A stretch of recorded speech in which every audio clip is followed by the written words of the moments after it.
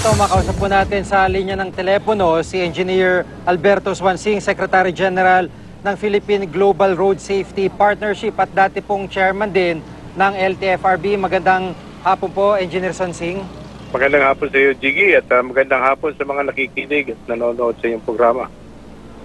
Opo, at sa pangyayaring ito, no, sa investigasyon na tinatahak o nagiging direksyon ng aksidenteng ito, ano po ang pananaw ng inyo pong organisasyon dito? Well, yan ang madalas nating sinasabi, no, na importante na nasusukat natin yung disposisyon ng driver, ng yung mga driver na nagmamaneho ng ating mga sasakyan, ano? Lalo-lalo na yung mga bus. Kasi sa sitwasyon na nagdaan, yung tungkol dyan sa nangyari sa Bontoc, makikita natin na yung kakulangan ng driver sa kanyang disposisyon, ano, yung ano ang dapat niyang gawin sa mga ganyang klaseng sitwasyon, na ang sasakyan niya ay pabulusok pababa, no, dahil kasi ano, downhill yung kalsada, winding pa.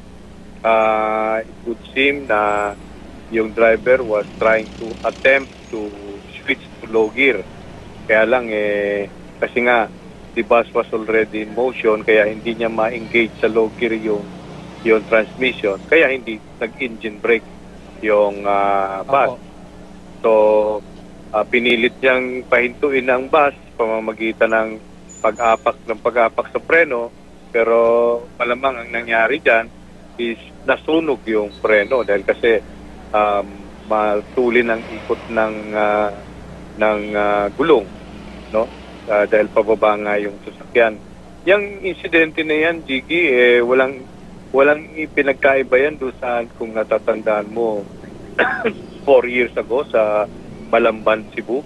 Meron ding nangyari the same incident.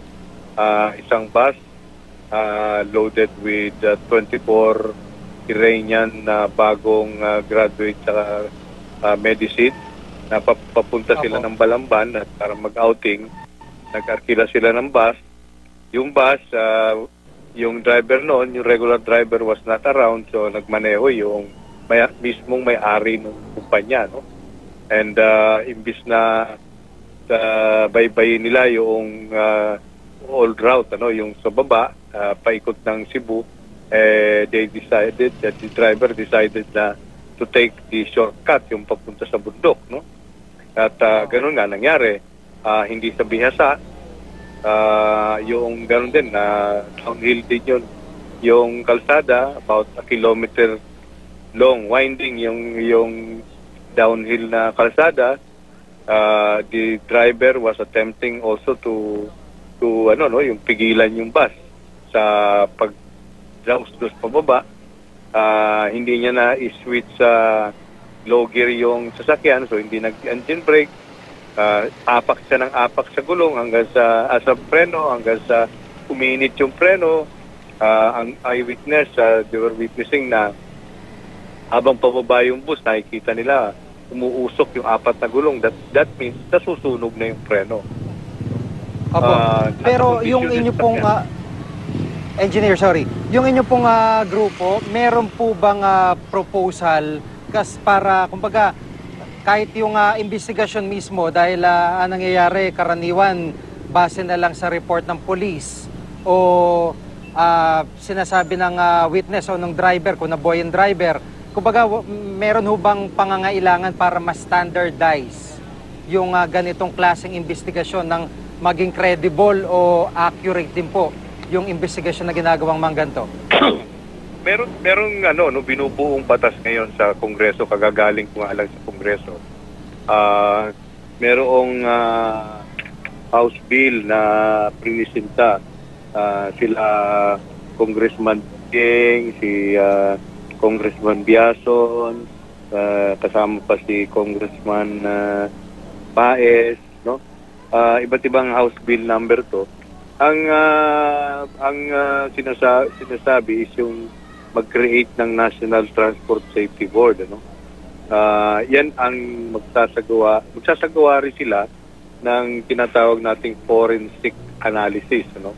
Yung malalim na pag-iimbestiga sa mga sakunang nagaganap dito sa ating sa Pilipinas. So, sinusuportahan natin yan, ano?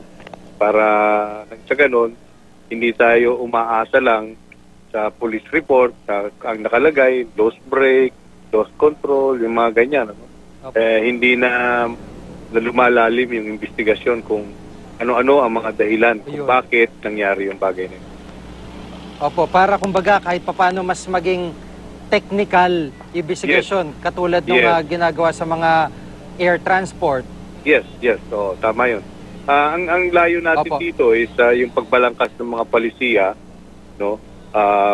Yung findings ng investigasyon na ginagawa, makakapagbalangkas ka ng tamang palisiya.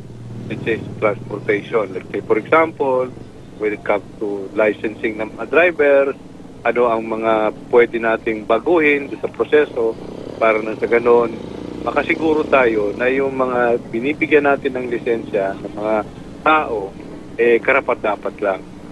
Mga ganon. Kasama na dyan, of course, pati yung sasakyan, base sa mga investigasyon na lalabas, makakapaglabas tayo ng kung ano ba ang dapat ang standard na sasakyan, bihikulo, no? Like, kung titingnan mo, kasunod na araw, meron ding nangyaring sakuna, jeep naman, overloaded pa, ha? Bumaliktad, 5 ang patay. Sa Abra yun, sa Abra, the next day. Apo. Maraming salamat po sa pagkakataon. Si Engineer Alberto Swansing, Secretary General ng Philippine Global Road Safety Partnership. Maraming pong salamat. Maraming salamat din, Tiki.